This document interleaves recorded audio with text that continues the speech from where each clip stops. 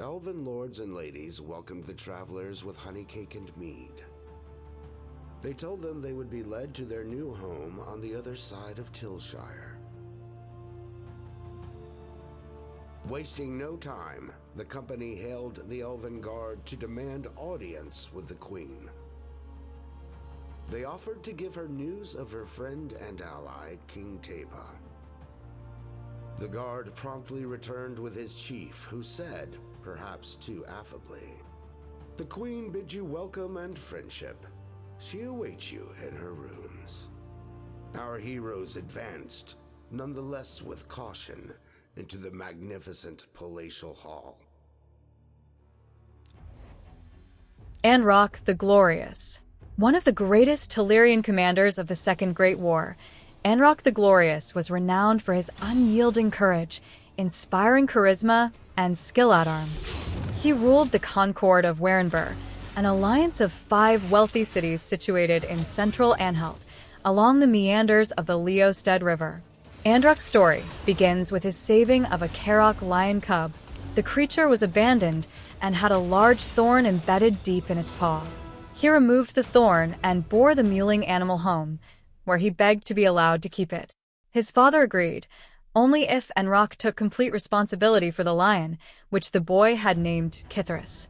The cub and boy grew up together, each fiercely loyal and protective over the other. Androc became tall and strong, his body and mind hardened by the ceaseless hunting needed to keep Kithris fed, earning respect from his peers and tutors. His confidence grew, and he became popular. Bandits feared to trifle with the prince and lion when they toured the land, which the people loved. They marveled at such a strange and strong bond between the two. By the time the Second Great War began, Androc had earned his spurs, and his first child had been born. He answered his father's call to arms, and Kithris, full-grown, was at his side. Androc achieved glory wherever he fought. At the Battle of Farsine Pass, he led a charge of 3,000 knights into the rear of the host of the Demon's Pawn, Teresh Iklikasai. Kithris kept pace with Androc's barred steed, and together they slammed into the unprepared foe. Both saved each other's life in the chaos. When a demon's pawn threatened to hack into Androc's flank with an ensorcelled axe, Kithris ripped it apart. When some monster sought to leap upon the lion's back to slit its throat, Androc caved in its head with his mace. The battle was truly won by Kithris, who ripped off Teresh's serpentine head with his enormous claws and then crushed it between his canines. Androc became renowned for his devotion to his soldiers and to Lamaya, and was loved by all who fought beside him, whether they be human or orc, elf or ogren. Perhaps Androc's greatest, yet most tragic victory was at the ending of the Saltmire portal. There, wizards and shamans worked together to close a portal through which thousands of undead and demons spawn emerged. Amid thick marshes, warriors of Teleria fought the relentless onslaught. Wounded men and elves drowned in pungent water as their comrades' corpses piled atop them. Ogrins sank to their necks in mud, their faces devoured by monsters while they were stuck. All cohesion among the forces of light broke down, but they fought on, knowing they had to buy time for their magic wielders. Androc and Kithris were at the center, exhausted and caked in filth.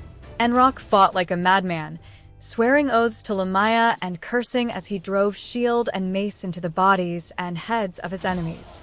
He was so consumed with fighting and surviving that he didn't see Kithris being overwhelmed by undead horrors biting and tearing into his flesh. Hearing the lion's pained roars, Androc finally saw what had befallen his companion and wailed as if his firstborn were dying before his eyes. Fury came over him.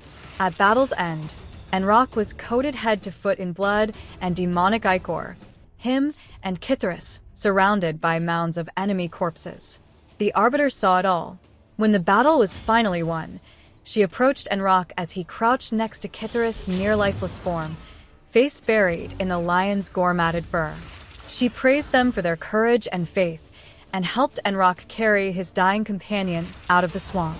Then she blessed them, folding Kithris' fading spirit into the man's armor and weapons, rendering beast and man as one.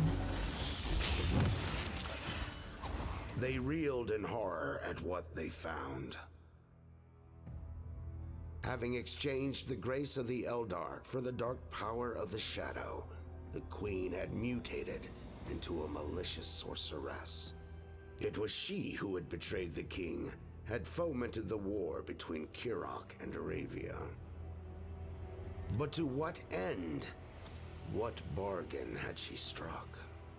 The company now realized that the Skinwalkers had barred Felwyn's gate for good reason. Donning their cloaks, the heroes fled the palace. They then joined the refugees traveling under the escort of the Sacred Order to uncover what dire fate Queen Eva had laid down for them.